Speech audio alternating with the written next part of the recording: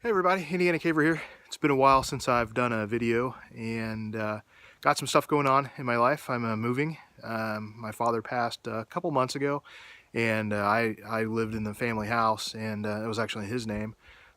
We've had it in the family for 44 years and so over time we've accumulated a lot of stuff. So you can probably see behind me a dumpster that I have had set so I could throw stuff away. Gosh, 44 years of stuff, and the years that I've lived here, we just accumulated a lot of stuff. So wanted to go over stuff about a dumpster. I mean, what is it? Why would you get one? Why wouldn't you get one?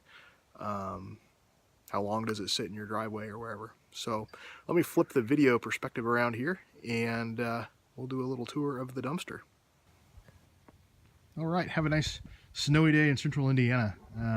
Temperatures aren't that bad, just a little bit below freezing, but it has snowed on and off all day. It didn't have any snow on the ground to speak of this morning. Anyway, about the video. So I have a 30-yard dumpster sitting in my driveway. A couple of the reasons why you'd want a dumpster: you just have so much stuff accumulated that it's time to get rid of it. And if the house have a full-time or a full-size basement, and so I've had some stuff down there, couch that got claimed by the dogs years ago, and nothing that you really could that you'd really keep or is worth selling or even taking to Goodwill or stuff like that. So I decided to get a dumpster. So what are some considerations when you get a dumpster? Obviously, how much stuff do you have? And then comparing it to the other options that you might have. Like I said something about Goodwill or another thrift store. If you've got smaller items that are in good shape, hey, take them to Goodwill or other thrift stores around, and they'll put it to good use and sell it, and make some money off of it to support their programs. A couple other options: if you've got a pickup truck available to you, you can put stuff in it and go to a local dump or a local transfer station. The bed of the truck is about 2 cubic yards. If you take the truck box out and it's level, it'll be about 2 cubic yards. And around here, for 2 cubic yards, the minimum at the local transfer station will run you about $32 to drop that off. Problem is, you got to load everything, and then you take it over there, and then you got to unload it, and that's a little pain. And I got more than I really wanted to make trips back and forth to the dump. If you have a small amount you set on the curb on trash day, depending on how much trash your folks will pick up at any one time. Again, probably had too much for that. Another option, I know some places have heavy trash day, and municipalities might have that more. We don't have that here, but you might be able to set out an old couch or something on heavy trash day and they come around and get it. So you can explore your options, but we're talking dumpsters here. So this is a 30-yard dumpster, so it's about 5 feet tall, and then it is I don't know how long it is.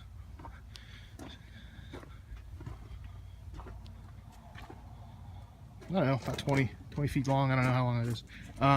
They'll have the one end will swing, a door will swing open, and you want to make sure that that's convenient when it's dropped off. If you can't open it up all the way, it's a pain, because then you have to lift everything over the top of it.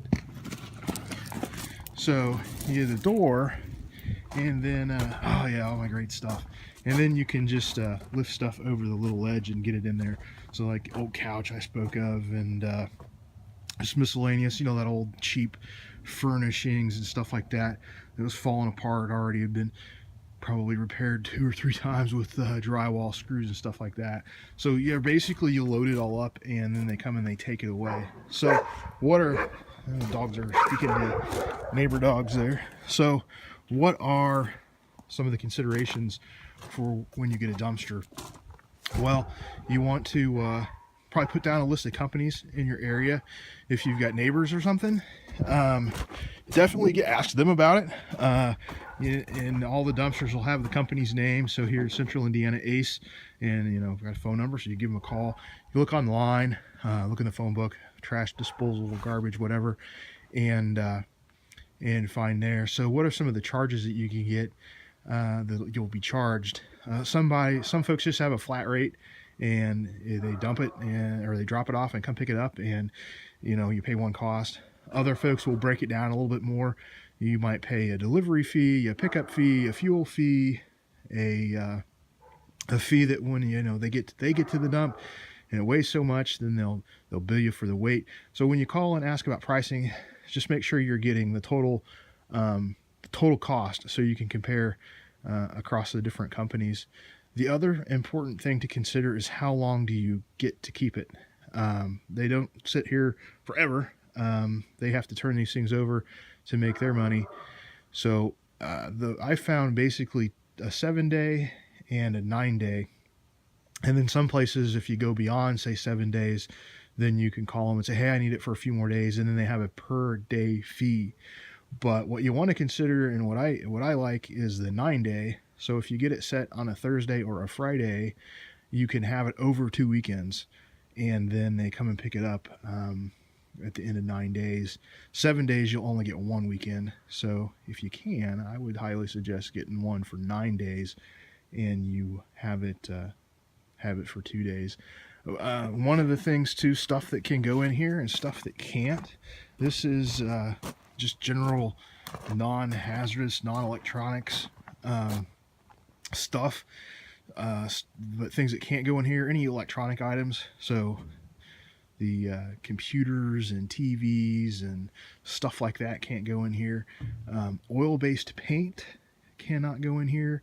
Motor oil cannot go in here. You have to find places to recycle all that stuff. But if you dry out latex paint, you can put it in here. And a couple ways to do that: if you just pop the lid off the paint can and let it dry, it'll take a while, but once it's dried, you can throw it right here in the dumpster. A way to speed that up is if you go find the cheapest cat litter that you can find, or oil dry stuff that is basically cat litter.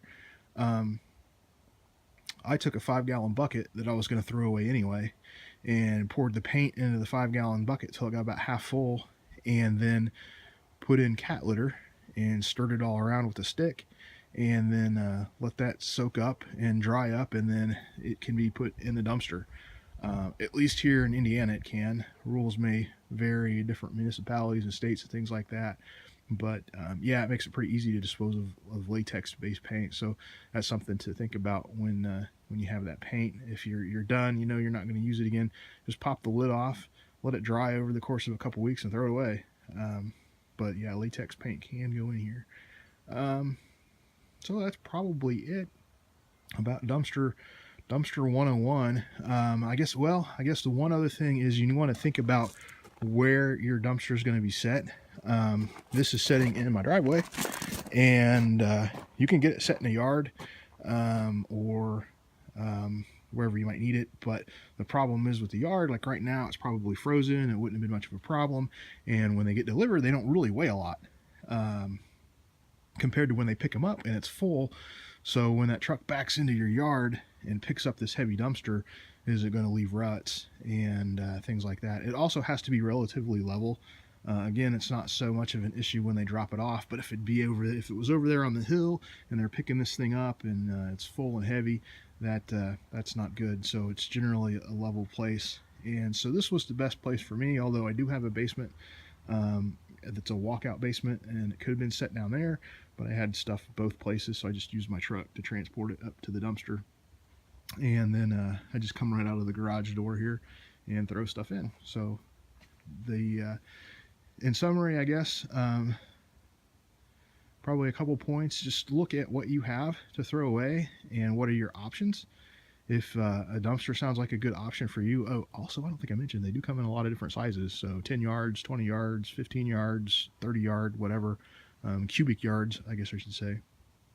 So if you do decide to go to a dumpster, after you decide what type of trash you have and how you need to dispose of it, you want to call around and get pricing and ask for the total bottom line, all the costs that are involved, so you compare across. You want to make sure you know how long you get it, because they will come and get it whether it's full or not and decide they'll still charge you. And then where do you want it at, your location, to consider in the driveway or wherever. All right, thanks guys.